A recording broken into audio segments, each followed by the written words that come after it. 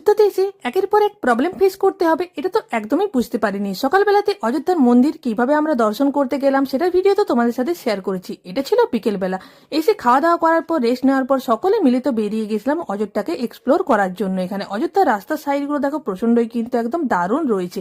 প্রথমেই তো সকলে মিলে এখানে টোটো ভাড়া করে পৌঁছে গেছি সরজু নদীতে। সরজু নদীটা প্রচন্ডই বেশি অন্ধকার ছিল, আর দেখো কত মানুষের কিন্তু ভিড় রয়েছে। সরজু নদীকে দেখার পরে আমরা কিন্তু চলে এসেছি যে রাস্তা দিয়ে রাম মন্দির গিয়েছিলাম। সকালের মতনই কিন্তু এখনো রাম মন্দিরের রাস্তায় প্রচন্ডই পরিমাণে কিন্তু ভিড় রয়েছে।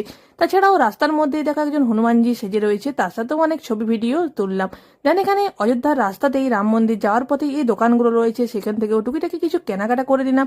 এখানে রাস্তাতে তো রাম লাড্ডু সমস্ত জায়গাতে কিন্তু রয়েছে। এখানে আমরা কিন্তু পৌঁছে গেছিলাম রাজা দশরথের বাড়ি দেখার জন্য। রাজা দশরথের বাড়ি পৌঁছানোর পর তো ওখান থেকে আমরা যখন বেরিয়ে আসছি, মানে আমাদের বাস তো আজকেই ছেড়ে দেবে, প্রচন্ডই পরিমাণে কিন্তু লেট হয়ে গেছে। সকলের কাছে বারবার করে তো কল আসছে, কারণ ডিনার করে হোটেলটাকে তো চেক আউট করতে হবে। প্রথমে তো আমরা হেঁটে হেঁটে অনেক দূর চলে এসেছি, কিন্তু কোনো টোটোর দেখা পাচ্ছিলাম না। ফাইনালি অনেকটা হাঁটার পর যখন টোটো পেলাম, টোটোওয়ালা তো আমাদের হোটেলের রাস্তা জানতোই না। প্রথমে টোটোতে বসিয়ে নেওয়ার পর তো অন্য একটা হোটেলে নিয়ে গেছে, তাই সেখান থেকেও তো আমাদের যে হোটেল সেখানে খুঁজে পেতে অনেকটাই পরিমাণে কিন্তু লেট হয়ে গেছে।